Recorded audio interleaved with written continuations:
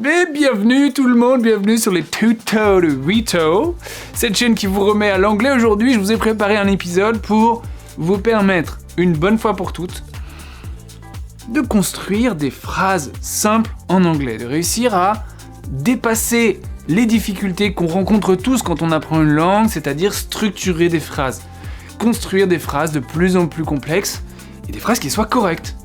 Et pour ça, il y a plein de techniques, et je suis là justement pour vous filer un bon petit coup de main. Allez, c'est parti, on y va sans plus attendre. Here we go.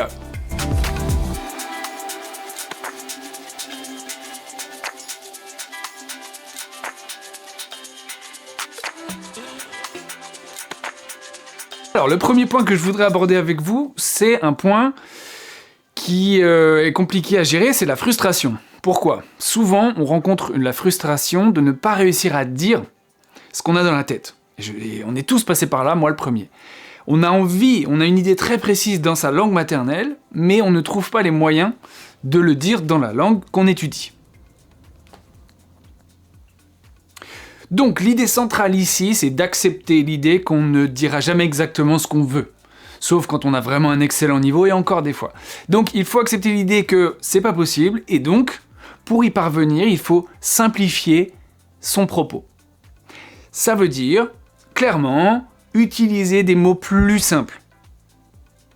Et c'est pas parce qu'on utilise des mots plus simples qu'on ne parle pas bien, d'accord ? Au contraire, ça rend la parole beaucoup plus fluide, et en fait on arrive à dire ce qu'on veut grâce à ça. Mais pour ça, il faut l'accepter.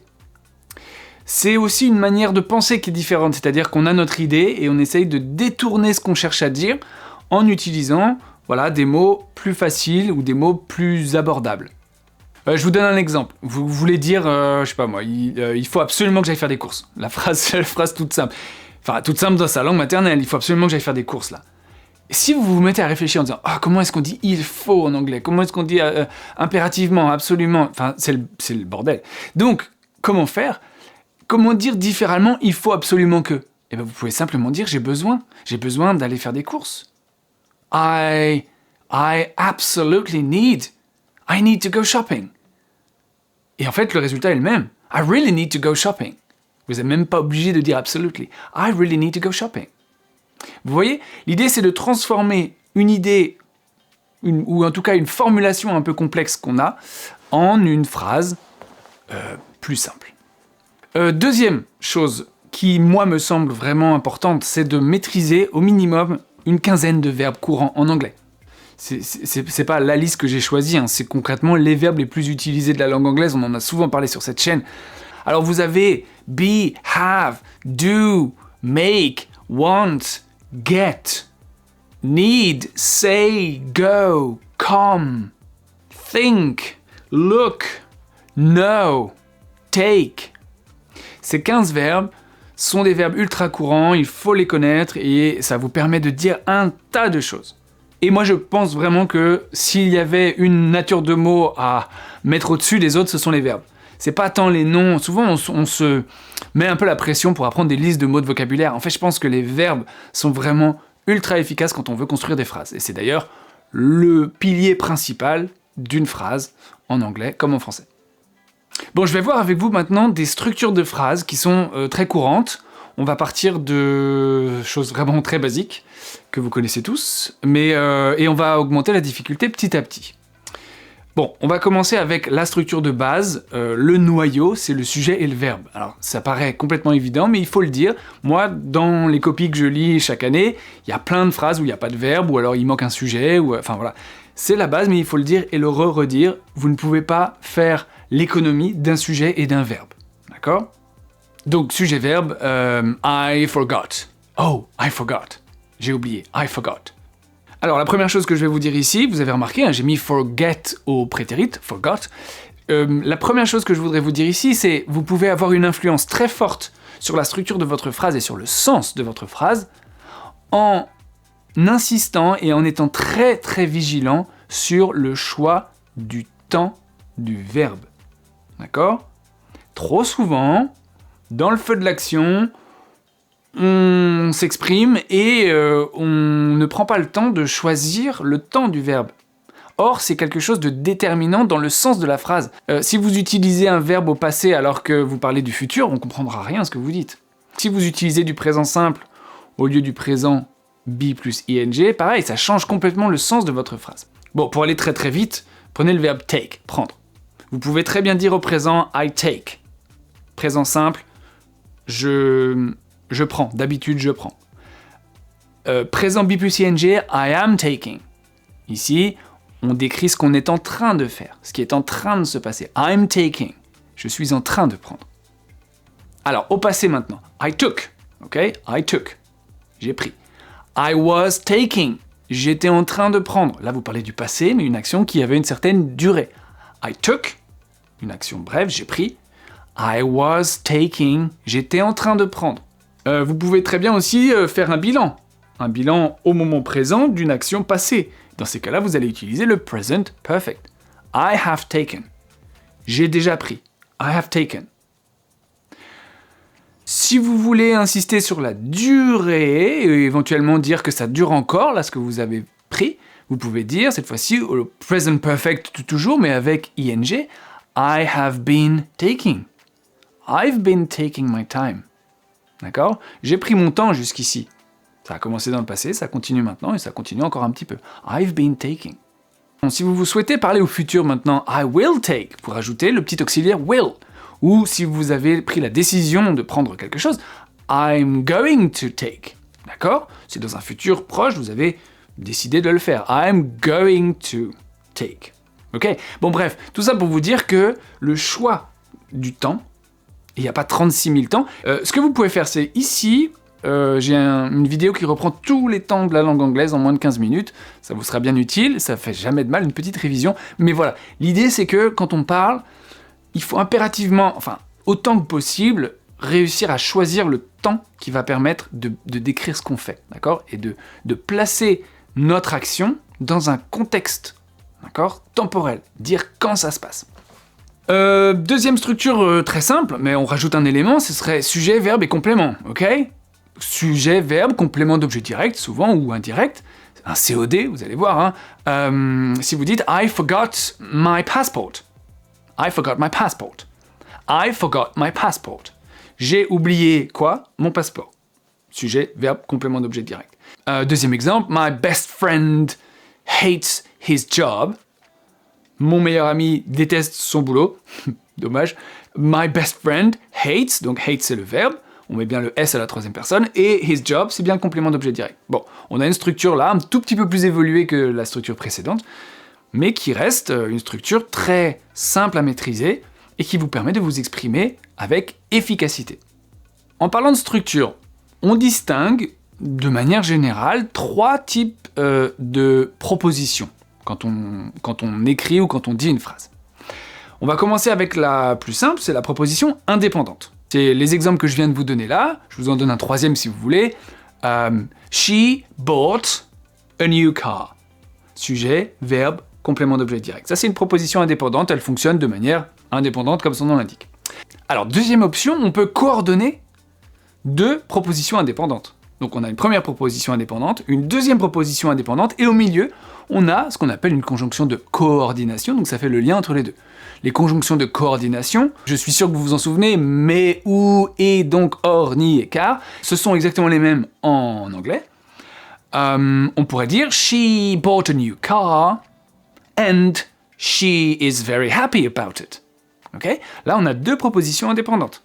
Donc vous, quand vous formez vos phrases, vous pouvez très bien prendre cette habitude-là de coordonner simplement vos phrases. C'est déjà une manière d'améliorer votre langue. Et le troisième type de phrase, c'est ce qu'on appelle les phrases complexes. Alors, les phrases complexes, très simplement, on a une proposition principale et on a une proposition subordonnée. Alors, subordonnée, ça veut dire que là, pour le coup, la proposition principale, elle fonctionne de manière indépendante, mais la proposition subordonnée, comme son nom l'indique, elle est subordonnée à la principale, donc, simplement, elle n'est pas indépendante. Elle ne se suffit pas à elle-même, elle n'est pas correcte toute seule, donc elle a besoin de la principale pour vivre, ok? Par exemple, vous pourriez dire « She bought a new car that was very expensive ».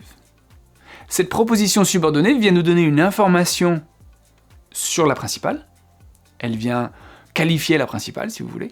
Et à ce titre-là, elle est subordonnée. Elle est introduite par une conjonction de subordination, qui peut être un pronom relatif, ça peut être plein d'autres choses. Bref, il y a des propositions indépendantes, il y a des propositions complexes, des phrases complexes. Alors, autre structure qu'on voit très souvent, c'est d'utiliser des attributs du sujet.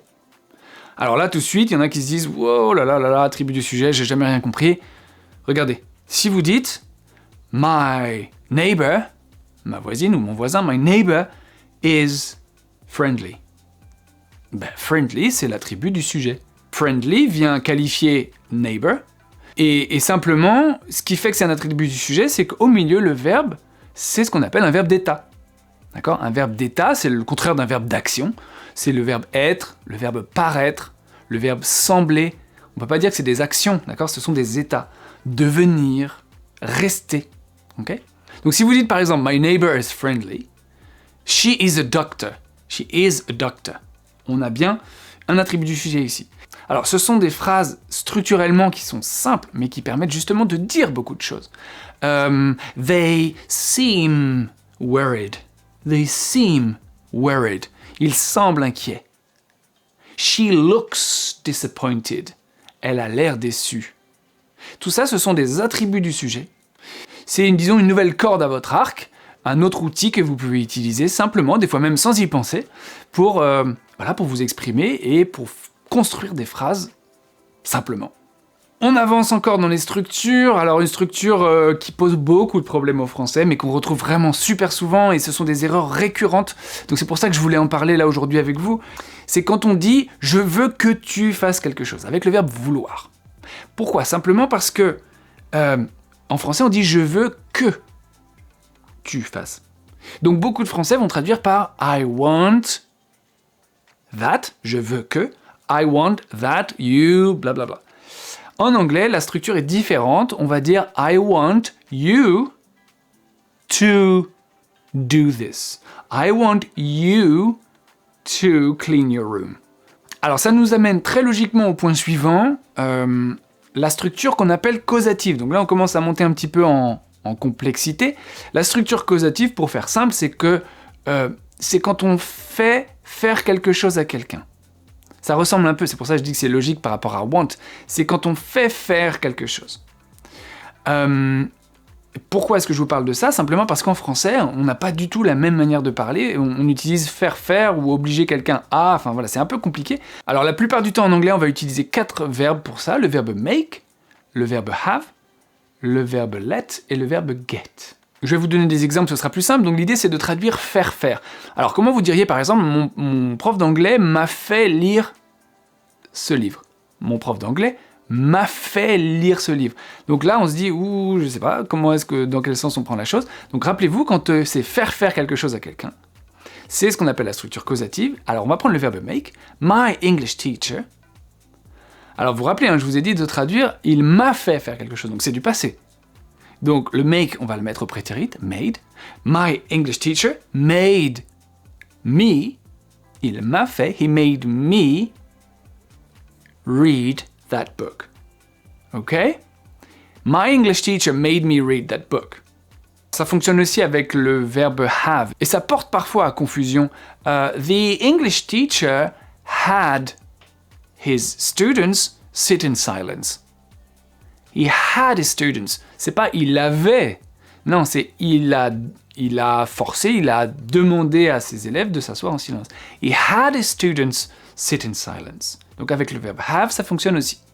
Avec le verbe laisser, let, notre professeur d'anglais nous a laissé jouer à un jeu. Bon, je dis ça comme ça. Notre professeur d'anglais, our English teacher, let us, il nous a laissé, he let us play a game. Ok ? Tout ça, ce sont des structures causatives. On termine avec d'autres conseils pour, encore une fois, structurer vos phrases et améliorer un peu votre expression. Le conseil que je vous donnerai, moi, c'est de donner du contexte. C'est-à-dire de préciser, quand vous parlez de quelque chose, où ça se passe, quand ça se passe et comment, dans quelles circonstances ça se passe. Si on reprend mon exemple du début de l'épisode, I forgot my passport.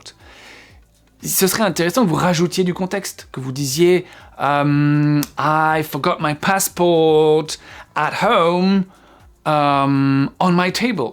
Alors ça peut paraître bête comme ça, mon exemple n'est pas merveilleux, mais c'est vraiment pour vous dire que il faut toujours se forcer à essayer d'en dire un peu plus et à essayer de donner des éléments de contexte pour que notre phrase prenne corps et que la personne qui nous écoute puisse s'imaginer la situation.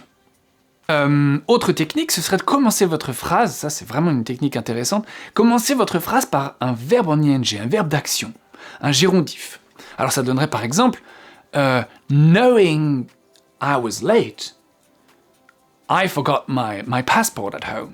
Knowing I was late. Vous avez donc ça voudrait dire sachant que j'étais en retard, j'ai oublié mon passeport. On pourrait aussi dire leaving home at the last minute, I forgot my passport. Donc le fait de commencer une phrase par un participe présent, un gérondif, une action, donne, on va dire, une nouvelle dynamique à votre phrase, et ça peut être intéressant. Alors évidemment, il ne faut pas commencer toutes ces phrases par ça, mais c'est une technique qui permet d'engager la phrase et aussi de s'éloigner un peu de la manière dont on parlerait en français naturellement. Stressed out as I was, I forgot my passport. Okay, donc c'est un peu la même technique. L'idée c'est d'éviter de se calquer sur une structure française et de se dire tiens, je vais peut-être commencer ma phrase différemment. Je commence pas directement par mon sujet. Je donne du contexte, j'explique la cause. On pourrait aussi commencer la phrase, pour ne pas commencer trop radicalement par le sujet et le verbe, par simplement un adverbe. Apparently, si vous n'êtes pas sûr de vous. Apparently, I left my passport at home. Apparently. Ou alors si vous êtes carrément sûr de vous, oh, I definitely lost my passport at home. Le rôle de l'adverbe, en fait, c'est de qualifier, non pas un nom, mais de qualifier le verbe, justement. Ça donne une indication sur le verbe, le fait d'avoir oublié. J'ai pas simplement oublié, j'ai carrément oublié, ou j'ai apparemment oublié, d'accord ? Donc je trouve que ça donne une nuance intéressante, et ça enrichit, en fait, votre façon de parler. Et peut-être la dernière technique, qui est une technique que moi j'aime beaucoup, encore une fois dans l'idée d'enrichir vos phrases. Moi je vois ça un peu comme un assaisonnement. Si vous faites un peu de cuisine parfois, vous pouvez préparer un plat, et le même plat qui sera assaisonné ou qui sera pas assaisonné n'aura pas du tout la même saveur. Vous allez mettre en valeur le goût de vos aliments en assaisonnant de manière délicate, mais voilà, avec une réelle intention, vous allez pouvoir essayer de sublimer un peu vos plats. Évidemment, il n'y a pas que ça, mais disons que ça compte. Donc ma proposition d'assaisonnement, ce serait éventuellement de prendre votre verbe et de se dire, est-ce que je pourrais pas, au lieu de dire « I forgot », j'ai oublié, qui est quelque chose d'assez brut, qui est très bien, mais c'est assez brut, de vous dire, est-ce que je pourrais pas utiliser des outils à ma disposition pour apporter un peu de nuance ? Et l'idéal pour apporter de la nuance sur un verbe, c'est la modalité. Ajouter un auxiliaire de modalité. Donc, au lieu de dire « j'ai oublié », on pourrait dire « je dois avoir oublié » ou « il est possible que j'ai oublié » ou « je suis sûr d'avoir oublié ». Vous voyez ce que je veux dire ? Donc là, on pourrait tout à fait dire « oh man, I must have forgotten my passport ». I may have forgotten my passport. Donc, pour conclure, je crois qu'il est important d'aller par étapes, de commencer par des choses très très simples. Et petit à petit, un peu à l'image d'une cascade, on commence par un ruisseau, un peu anodin comme ça, et puis petit à petit, ça devient une grosse rivière. Ou la boule de neige, d'accord ? L'image de la boule de neige fonctionne bien aussi, mais ne pas se contenter de dire des choses basiques, mais d'essayer de rajouter et de complexifier vos énoncés sans pour autant vous lancer dans des trucs impossibles. Je crois que vraiment, avec assez peu de mots, et avec une habitude aussi, ça peut pas venir du premier jour, ça c'est certain. Mais avec l'habitude, vous allez voir, il faut avoir une sorte de petite arrière-pensée, un petit radar qui vous dit « Ah ouais, là, il faut que je pense à mettre le bon temps. Est-ce que je pourrais pas rajouter quelque chose ?» C'est des choses auxquelles on pense d'abord, et après ça devient assez naturel, et vous allez voir que avec l'habitude, vous allez vous y faire. Voilà. Bon, j'espère que cet épisode vous aura été utile. Si c'est le cas, n'hésitez pas à mettre un petit pouce bleu. Moi, ça me rend bien service. Laissez-moi un commentaire. Dites-moi ce que vous avez pensé de l'épisode. Dites-moi si vous avez des questions, si vous avez besoin de conseils particuliers. Je vous rappelle que mon livre, bientôt bilingue, dont je parle de certaines de ces techniques-là, est en vente. Vous pouvez cliquer sur le lien dans la description et le commander, vous le recevrez dans quelques jours. Il est aussi dans les magasins, un peu partout. Voilà, je vous dis à très bientôt et je vous souhaite une belle journée. Prenez soin de vous, à très bientôt. Ciao, ciao, bye.